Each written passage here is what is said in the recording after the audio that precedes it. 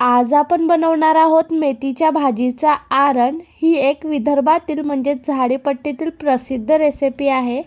तर चला आता रेसिपीला सुरुवात करूया। तर त्यासाठी मी ते एक जोडी मेथीची भाजी घेतलेली आहे। बघू शकता तुम्ही। या भाजीला आपल्याला छान असं तोडून घ्यायचं आहे। हे देठ नाही टाकायचे आहेत, हे जे कोवळे देठ तुम्ही टाकू शकता आणि हे आपल्याला पानच टाकायचे आहेत मेथीचे फक्त।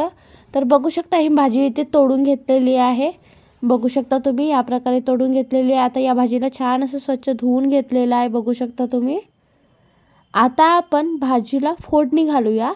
तर तेल गरम होण्यासाठी ठेवलेलं आहे। तेल गरम झाल्यानंतर छान असं जिरा मोहरी टाकायचं आहे जास्त प्रमाणात। त्यानंतर लसूण टाकायचं आहे। लसूण पण थोडं जास्त प्रमाणातच घ्यायचं आहे।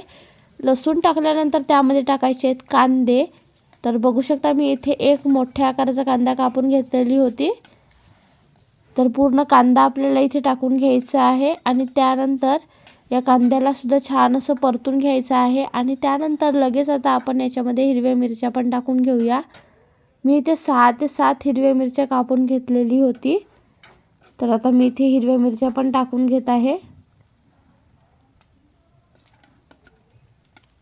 हिरव्या मिरच्या टाकल्यानंतर या हिरव्या मिरच्यांना सुद्धा छान असं परतून घ्यायचं आहे आणि यांना छान असं फ्राय होऊ द्यायचं आहे।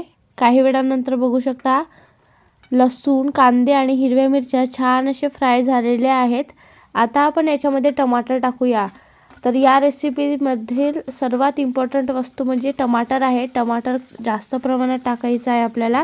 टमाटर तुम्ही अजिबात स्किप करू शकत नाही या रेसिपीमध्ये। आता या टमाटराला छान असं शिजू देऊया। काही वेळानंतर बघू शकता टमाटर छान असे शिजलेले आहेत।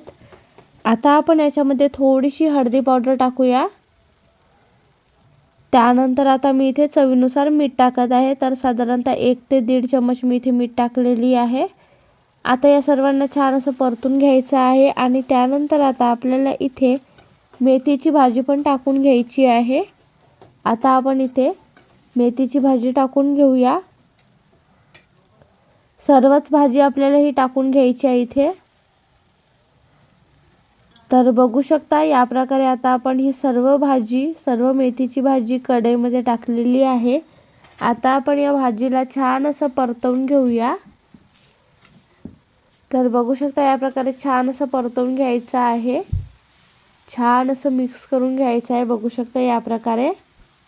काही वेळानंतर बघू शकता छान असं परतून घेतलेलं आहे आणि आता ही मेथीची भाजी पण शिजायला लागलेली आहे। आता आपण झाकून ठेवूया 5 ते 10 मिनिटं स्लो गॅसवर आणि अधूनमधून चेक करत राहायचं आहे।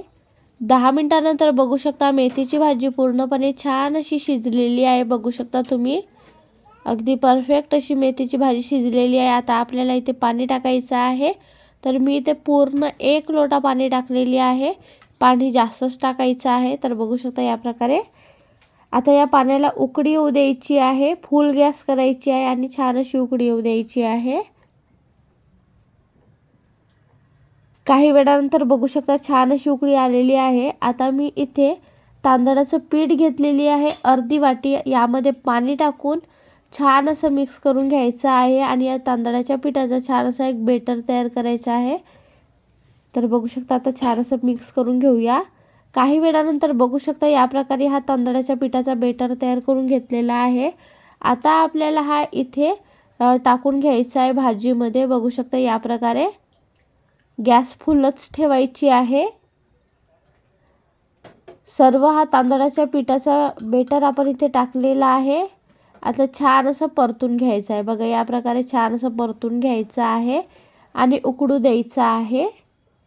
काही वेळानंतर बघू शकता छान अशी उकळी आलेली आहे। उकळी आल्यानंतर सुद्धा आणखीन 10 मिनिटं छान असं उकळू द्यायचं आहे म्हणजे हा आरण छान असं टेस्टी बनणार, चविष्ट बनणार। तर 10 मिनिटं झालेले आहेत आणि आता हा मेथीच्या भाजीचा आरण तयार झालेला आहे। आता आपण याच्यामध्ये कोथिंबीर टाकून घेऊया। कोथिंबीर जास्त प्रमाणात टाकायचं आहे।